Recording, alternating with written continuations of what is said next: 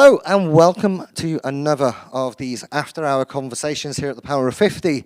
Today has been field service, and it has been, as always with the Power of 50, long, insightful, lots of conversations. My throat's getting dry. I don't know about yours, Jeff. Just a bit. But I'm going to draw one last bit of insights out of my experts who kindly are sharing and distilling a day's worth of insight. But before we go any further, Jeff, just tell the people at home who you are, where you're from, and then we'll dive into a bit of a conversation. Yeah, Jeff Nieze, Vice President of Solution Strategy with Baxter Planning. We hosted a table today that talked about AI in the service supply chain. So how do we better predict, how do we better optimize, and how do we better automate?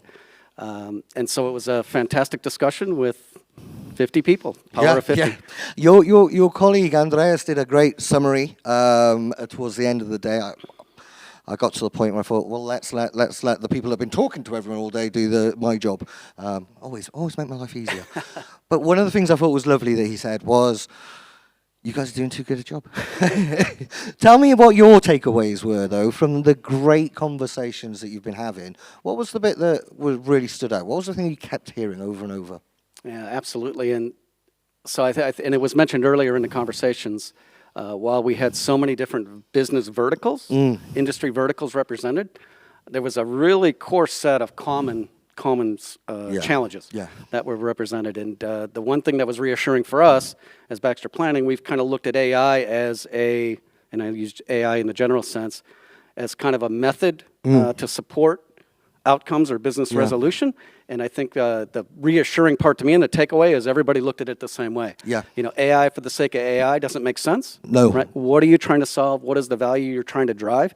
And then let's work on what's the proper solution. Yes. It was interesting. Some of the conversations people were talking about kind of pie in the sky. I really want to do this. And I'm like, well, that's great. We don't need AI to do that. We could do that for you today. Yeah. Right? So it was really, it was fun. And I think this has come out in a lot of the after-hours conversations as well. And I'd love to get your thoughts on this. I've got a sense that there's been a bit of a tipping point in terms of not just AI, but also the general digital transformation conversation, where we've stopped talking about the technology necessarily, and we're now talking about the how. Rather than the why, why are we going to put AI? What does it do? You know, It's now, well, how am I going to solve this problem with the tools that are here? Are you getting that feeling as well? Yeah, absolutely. And a couple of the attendees in part of our discussion, they started down the other side where the company said, well, let's figure out what use cases we are that AI can support. And they said, well, we looked through them, but there were only two, but we had to look at it the other way. Yeah. What is our outcome? What is our objective? And then what is the capabilities? Because 48 of the 50 really didn't need AI to support what they wanted to do. Yeah. And then it's engineering the solution that makes sense for the problem that we're trying to solve. Obviously, it's a very European accent you have there, Jeff, from that Western Europe in America. It'll be remiss of me not to pick on that knowledge there, because obviously, two different feet and two different sides of the Atlantic. Understanding the American market versus the European market, I've worked in both as well. There are different challenges. How are you seeing the adoption rates in terms of technologies on either side of the Atlantic?